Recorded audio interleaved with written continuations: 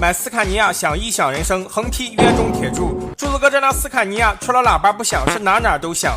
方向盘调节异响，中控台异响，玻璃升降异响，侧裙板异响。想了1年多了，没给解决不说，硬是给柱子哥呢拖到了车辆出保。这下好了，更不给解决了。柱子哥呢这次是真豁出去了，准备开着异响之王去南通参加斯堪尼亚新工厂的开业典礼。我真怕柱子哥呢给自己整没了。不过该说不说的，斯堪尼亚这方向盘的多项调节呢，确实是卡车界的天花板。好用不说呢，也不跑偏。你看很多国产卡车呢，方向盘都歪的没边儿了，过100多了，异响问题呢竟然迟迟解决不了。